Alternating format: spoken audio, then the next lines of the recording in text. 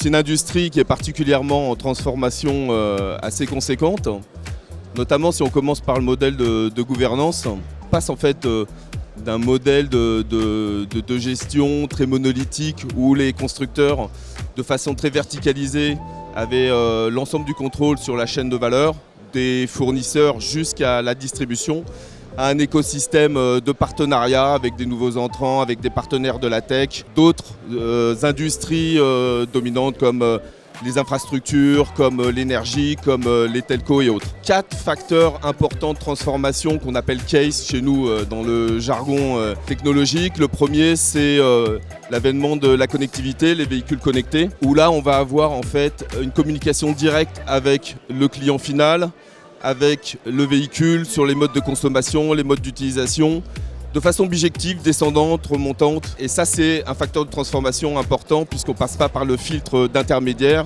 Le constructeur a un accès direct au client final. Le deuxième, c'est l'électrification. On entend tous parler. Ce n'est pas que pour le développement durable, mais c'est un changement fondamental dans le monde de l'industrie automobile puisque on passe en fait d'une ère de véhicules mécaniques, est passé à des véhicules électroniques et maintenant électriques.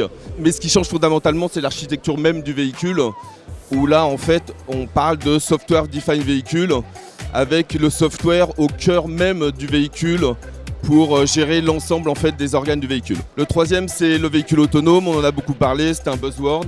C'est un peu moins prégnant aujourd'hui dans les discussions chez les constructeurs et notamment chez les consommateurs. Néanmoins, au moins sur le niveau 3, il y a une accélération et ça fait partie du paysage automobile actuel. Et pour finir, c'est les nouvelles tendances d'utilisation, de consommation en fait, des utilisateurs, des automobilistes. On parle d'économie partagée, on parle de modèles de souscription et une personnalisation très forte dans les attentes en fait, de nos consommateurs qui vient beaucoup de l'addition en fait, des canaux d'expérience ou de contact client qu'on voit notamment avec la digitalisation et aussi le contact direct avec le client. On parle beaucoup de produits, on parle beaucoup de clients. Néanmoins, ça touche également en fait, l'entreprise elle-même dans sa transformation, au même titre que d'autres entreprises industrielles, avec ses avènements technologiques et notamment le cloud.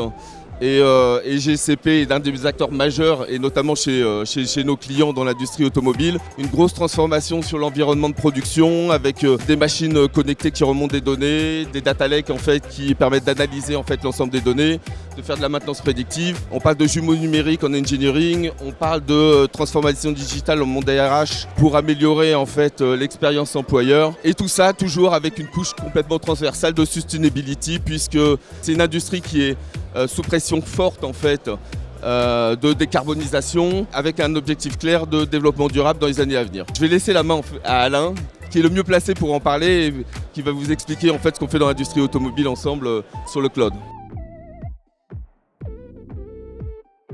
Google, c'est une société d'innovation. La data, la donnée, c'est le cœur de notre ADN et c'est la clé de la transformation digitale. Et donc on a des solutions cloud, en fait, on a une plateforme très complète. On fait de l'infrastructure, de la modernisation d'applications, des data lakes comme tu le dis. Et puis on va jusqu'à des modèles, bien sûr, de machine learning, d'intelligence artificielle. On a une plateforme qui est très riche, qui est ouverte, ça c'est important, et qui fait aussi du multi-cloud et de l'hybride. Et ça, c'est vraiment un axe stratégique parce qu'aujourd'hui, il faut être capable de tourner, d'exécuter n'importe quelle application sur n'importe quel environnement. Google, c'est aussi l'open source, donc on a vraiment un système ouvert, hybride, multi-cloud qui est très important, qui nous permet de répondre en fait à l'attente de tous les clients. Et puis, je vais quand même parler de la sécurité parce qu'on est sur un événement aujourd'hui important, le lancement de la région en France avec Google Cloud. Donc, on sait répondre à tous les problèmes de sécurité. Première couche de sécurité avec l'encryption de clés qui permettent déjà de sécuriser certaines parties des données ou certaines parties de la messagerie qui sont dans le cloud, jusqu'à un cloud de confiance, c'est ce qu'on annonce aujourd'hui, donc une région en France, et un cloud de confiance, c'est-à-dire un partenariat avec un tiers, ici Thales, pour pouvoir justement répondre aussi à tous les problèmes légaux et tous les problèmes de sécurité des données. Donc voilà, c'est une offre très riche.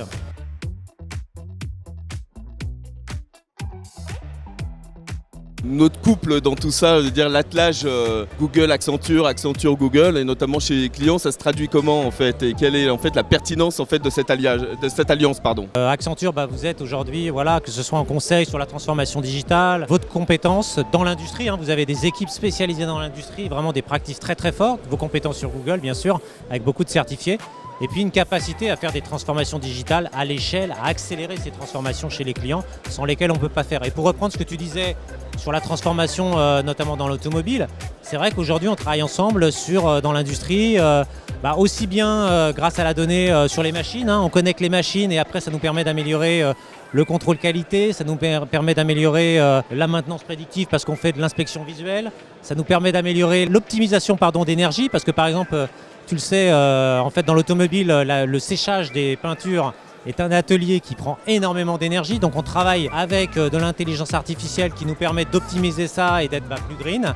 Voilà, donc on est sur les machines et puis après bien sûr ça remonte jusqu'à la supply chain, l'inventaire des stocks, l'inventaire des pièces, le delivery, donc savoir où sont les camions pour donner les voitures au meilleur endroit, au meilleur moment par rapport aux commandes. Et puis après, l'objet ultime c'est d'avoir toute la donnée du véhicule qui remonte et de créer des services. Et demain on ne vend plus des voitures, on vend du service parce qu'il y a la donnée, elle est dans le cloud GCP et ensemble on fait de la transformation digitale et des nouveaux services pour nos clients. J'ai l'impression que c'est un peu le meilleur des deux mondes au service de nos clients. On vit vraiment une période exigeante mais passionnante.